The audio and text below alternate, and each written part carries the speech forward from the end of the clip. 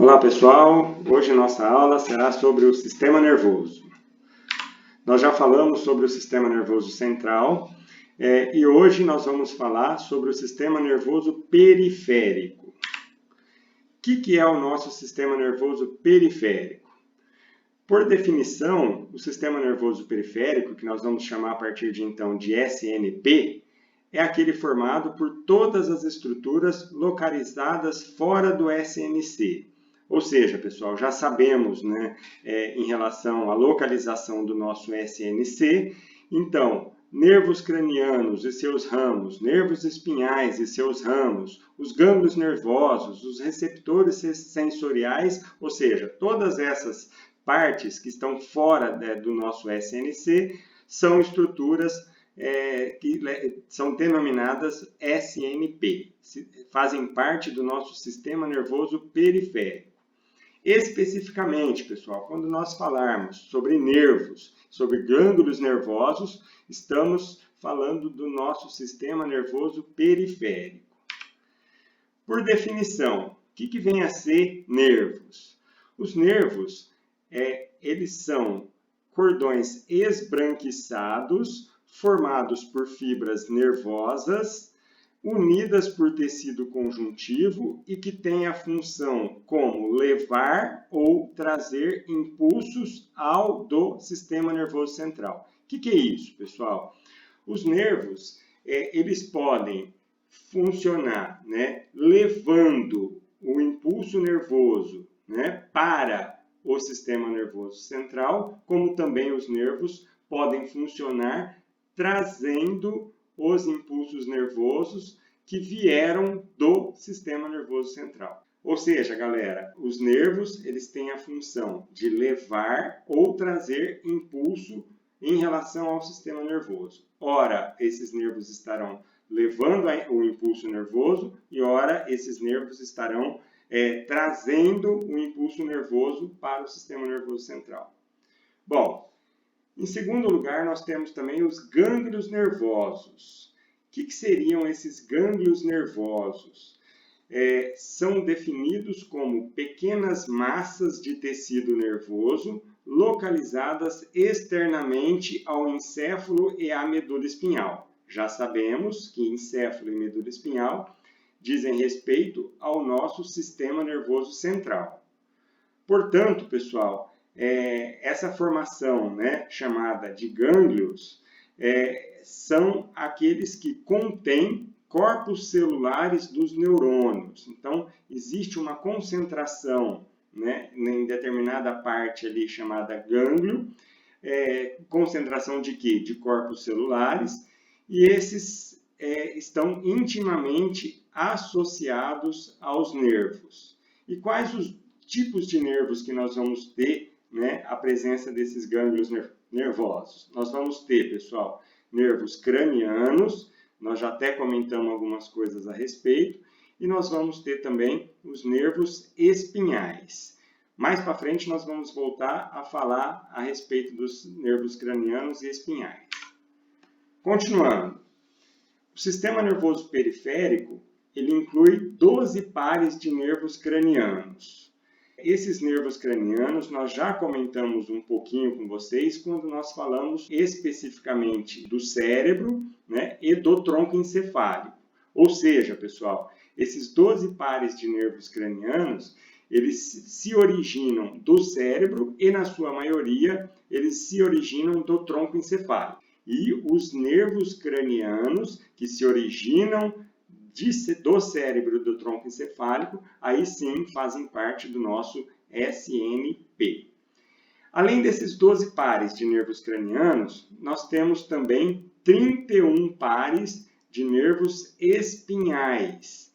Já falamos deles também quando nós mencionamos a medula espinhal. Durante o estudo da medula espinhal, nós vimos que se originam pela medula espinhal, da medula espinhal, a gente tem origem dos 31 pares de nervos espinhais. E esses nervos, eles deixam o canal vertebral, onde está passando a nossa medula espinhal, através de forames intervertebrais. Então, eles saem, né, através ali desses forames, deixando, né, a medula espinhal.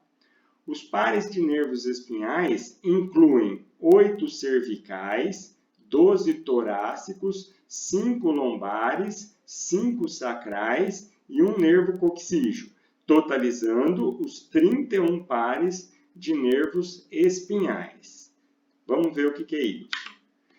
Aqui nessa figura, nós temos a ilustração desses 31 pares de nervos espinhais. Nessa primeira parte aqui, pessoal, em verdinho, nós temos os 8 pares de nervos espinhais nessa região cervical. Então, são nervos cervicais, tá?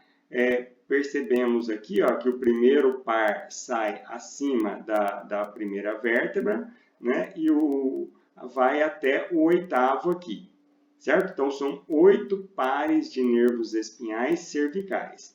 Na sequência, nós vamos ter essa região torácica aqui, né? E a gente tem 12 pares de nervos torácicos. Então, vai de T1 até T12. Tá? Nós podemos denominar cada um desses pares pelas iniciais, né? C1 até C8, depois agora T1 até T12. Depois, nós temos os nervos espinhais lombares. Eles são denominados de L1 até L5. Então, são 5 pares de nervos espinhais lombares.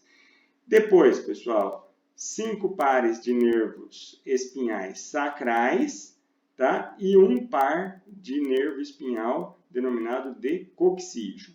Desta forma, nós temos os 31 pares de nervos espinhais. Essa figura aqui está mostrando de uma forma bem simplificada a divisão do nosso sistema nervoso central desse lado e do nosso sistema nervoso periférico desse outro lado. Bom, agora o que é objeto do nosso estudo é o sistema nervoso periférico. Então, todos esses nervos aqui que estão ilustrados aqui, buscando, né, toda a periferia, todo o nosso corpo, são os nervos que formam o nosso sistema nervoso periférico. Já vimos, né, que são eles os nervos cranianos, né, contido mais nessa região aqui de cabeça, e os nervos espinhais, né, que se originam a partir da nossa medula espinhal e vão para toda a periferia aqui do nosso corpo. Então, são os nervos fazendo parte do nosso sistema nervoso periférico. Bom, nessa outra figura, pessoal, nós temos uma ilustração dos nervos cranianos. O que nós temos mostrado aqui no centro? Nós temos o nosso sistema nervoso central, né, o nosso encéfalo, e a gente tem, a partir de cérebro e tronco encefálico, principalmente, né, a origem dos nossos nervos cranianos. Então, o que chama atenção nessa figura, pessoal? Nós vamos ter, por exemplo, né, esse par de nervo aqui, né, que é o nervo trigêmeo, né, a gente tem ele representado na cor vermelha, né, mostrando que é um nervo motor, tá? É um nervo motor. Esse par de baixo aqui já é um nervo sensitivo, ilustrado aqui na cor azul, certo? Então, nós já sabemos que os nossos nervos cranianos, eles podem ser motores, podem ser nervos sensitivos e podem ser também conter fibras nervosas sensitivas e fibras nervosas motoras, como é o caso desses pares de nervos aqui que estão ilustrados, né? Esse par de cá e esse par de cá. Contém fibras nervosas sensitivas e fibras nervosas motoras, certo? Então, os nervos cranianos podem ser dessas formas que eu estou apresentando para vocês, tá? Ou só sensitivo, ou só motor, ou sensitivo e motor, tá? Conforme a ilustração de alguns. E nós podemos observar, pessoal, que toda a inervação desses nervos cranianos, elas ficam restritas a áreas aqui da nossa cabeça, tá? A órgãos aqui presentes na nossa cabeça, com exceção desse 10º par aqui, que é o nervo vago, né? Ele vai chegar lá, a gente pode perceber aqui, ó, na região torácica e na região abdominal, inervando, né, órgãos nessas duas regiões.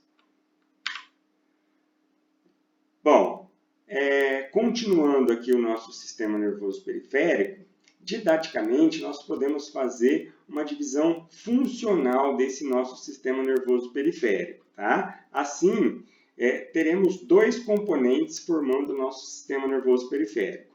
Um componente chamado aferente, chama atenção aqui para esse A, né, que é sensitivo, e um componente eferente, chama atenção para o E, que é o motor. Então, quando estivermos falando em aferente, é a mesma coisa que sensitivo, e o eferente em relação a motor.